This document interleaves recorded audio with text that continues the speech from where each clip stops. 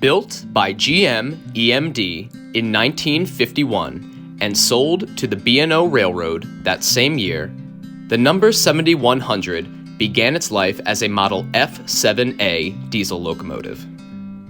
First numbered as the B&O number 293A and later renumbered as the number 4553, the locomotive spent the first 24 years of its career pulling commuter passenger trains across the vast B&O network.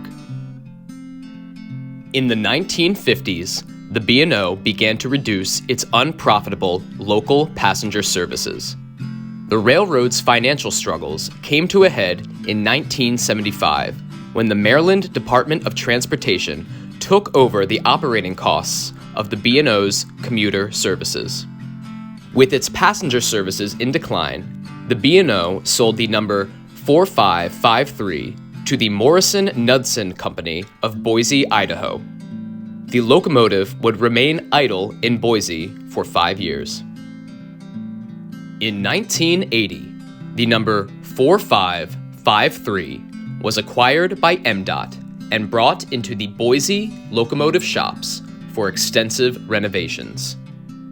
The 1,500 horsepower, 16-cylinder, 567B diesel engine was replaced with a head-end power plant, or HEP, comprised of a Cummins diesel engine coupled to an AC generator.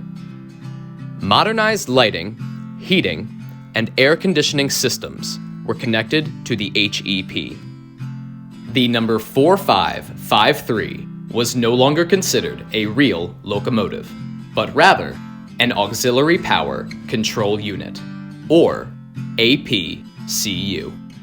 This means that the unit can steer a train from the back end, but it lacks the power required to pull a train on its own. When the new APCU was delivered to MDOT in 1981, it bore a new number 7100, and it wore the silver and orange colors of the MDOT fleet. Between 1983 and 1984, the state of Maryland created MDOT, forming the Maryland Area Regional Commuter Service, also known as MARC. The Maryland Transit Administration, or MTA, then began MARC's operations in 1992, but MARC continued to operate under its own name. The number 7100 serviced the MARC commuter lines until the late 1990s.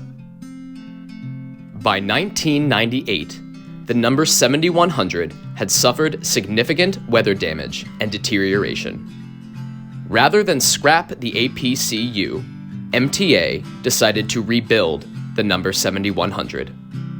Old components were replaced by their modern counterparts, and some new technologies were added to comply with contemporary railroad regulations. Though simple on paper, the process was expensive, costing $900,000. After 11 months, the number 7100 was returned to the Baltimore commuter lines. The APCU was officially retired in 2010 and donated by MTA to the B&O Railroad Museum later that same year.